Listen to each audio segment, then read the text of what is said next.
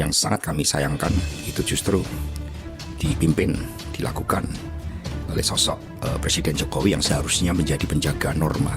Ya secara formal, dan kita ini kan suka formalitas, itu memang beliau ber-KTA.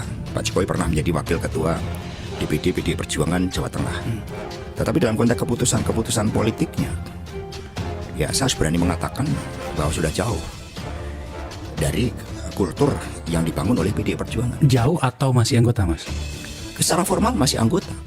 Tapi masuk kita memecat presiden yang kebetulan juga anggota dari PDI. Tapi saya tetap tidak mengerti, Mas. Tapi rakyat kan pada akhirnya juga tahu. Narasi yang dibangun oleh Orde Baru juga sama. Kita tahu hasilnya. Bahkan dulu kemudian muncul monoloyalitas dengan alasan semua harus berjuang bagi bangsa dan negara.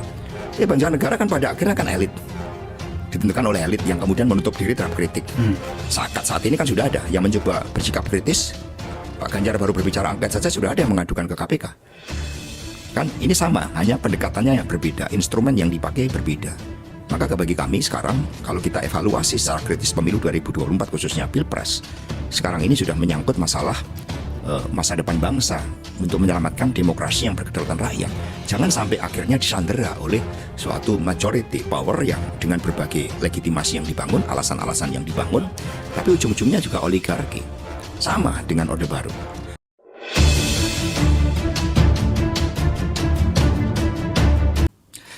Ya, kalau tadi introduction-nya adalah dikatakan PDI Perjuangan mampu bertahan dan jadi pemenang pemilu 3 kali berturut-turut.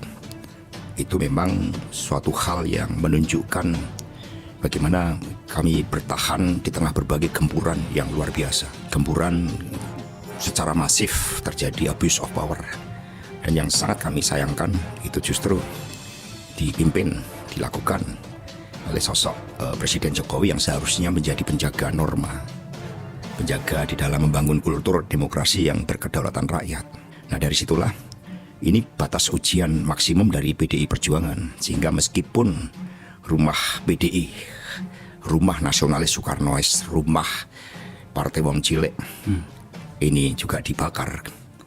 Tetapi paling tidak kami bisa mempersembahkan kemenangan 3 kali berturut-turut. Meskipun ya kursi harus turun, tetapi itu sebagai suatu konsekuensi dari suatu sikap menjaga konstitusi. Karena PDI Perjuangan menempuh jalan konstitusi, jalan demokrasi sebagai jati diri dan karakter dari PDI Perjuangan yang ikut berperan penting melalui Ibu Megawati Soekarno Putri dan barisan-barisan Soekarnois saat itu di dalam melawan kekuasaan otoriter Pak Harto. Nah di sini setidaknya bisa bertahan. Jadi kalau kami simpulkan dari pemilu, ya ini menggambarkan sebagai perpaduan antara pemilu 71 dan pemilu 2009. Karena yang kami hadapi adalah suatu abuse of power itu. Itu kan banyak bukti. Andi Wijayanto ketika ketemu dengan Bapak Jokowi kemudian menantang, kalau kalian bisa mengalahkan saya hebat. Targetnya salah satu kan menurunkan suara PDI Perjuangan.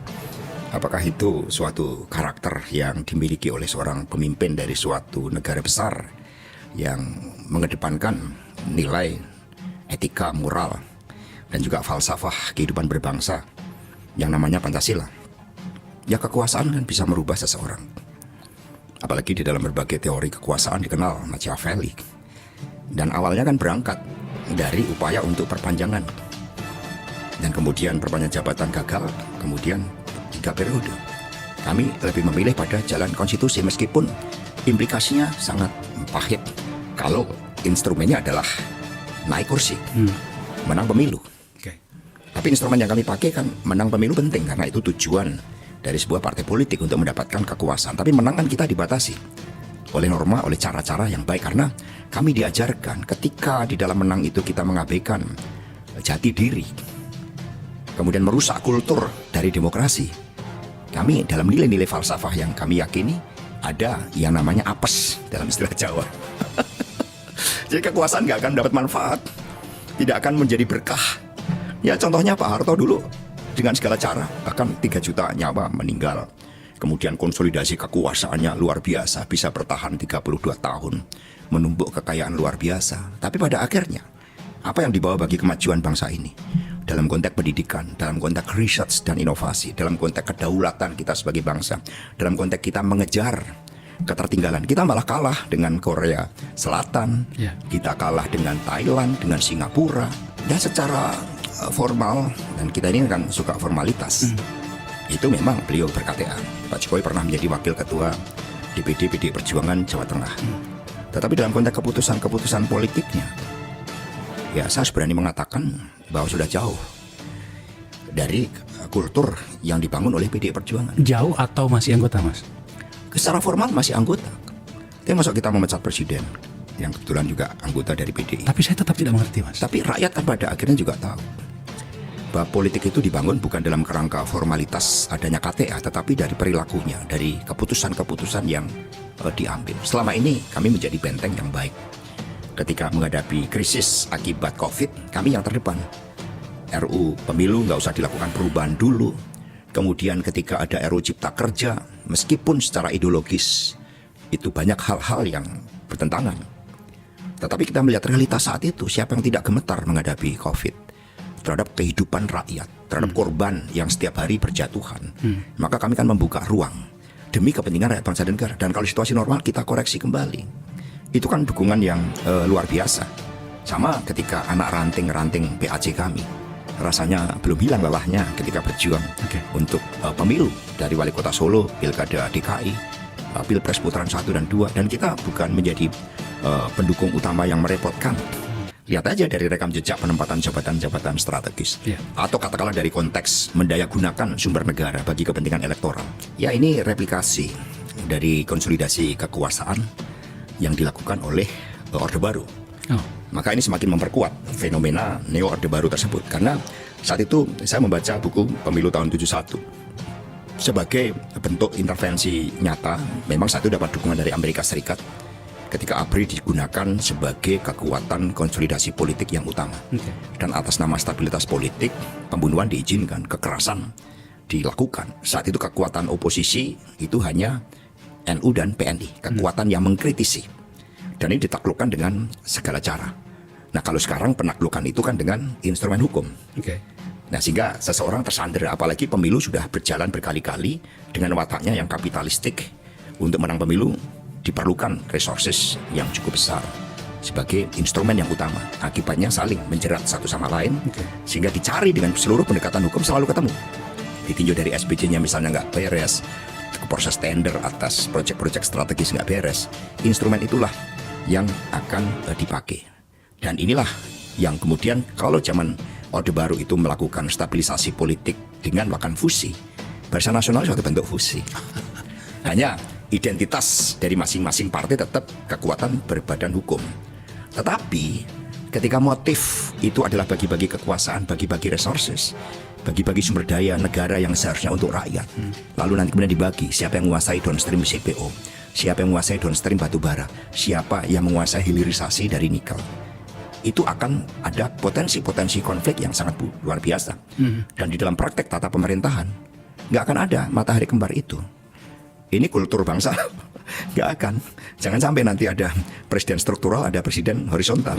Itu yang saya bayangkan. Yang kemudian menggunakan kekuatan quote-unquote Barisan Nasional atau semacam UMNO itu sebagai alat penekan bagi presiden yang terpilih. Karena asumsi sejak awal, mengapa ada muncul perpanjangan jabatan, itu kan sama dengan narasi Orde Baru yang mengatakan akselerasi modernisasi. 25 tahun ke depan, saat itu Pak Ali Murtaba mengatakan seperti itu untuk Indonesia bisa lebih maju dari Jepang. Sekarang sama narasi untuk 2045. Karena untuk 2045 maka harus dikonsolidasikan.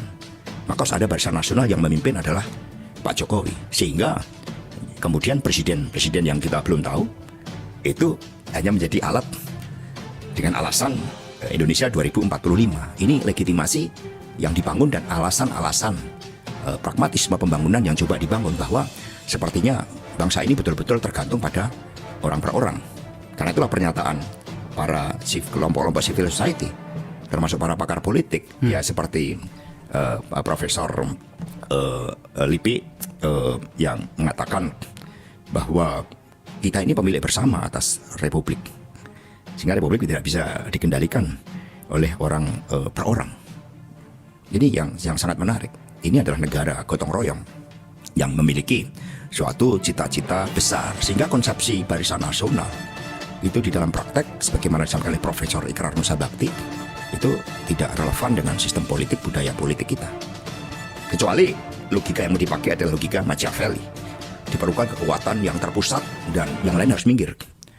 Nggak perlu kekuatan penyeimbang. Semua direktif lagi persis yang dibayangkan, misalnya itu seperti yang di Tiongkok atau kemudian yang di Rusia. Itu pun itu dibangun dengan suatu mekanisme internal yang sangat mapan. Tapi bagaimana kalau kemudian narasi tentang Barisan Nasional itu mengatakan ini agar kemudian pemerintahan bisa lebih efektif pada tingkat yang lain, misalnya untuk pilkada bisa lebih terukur.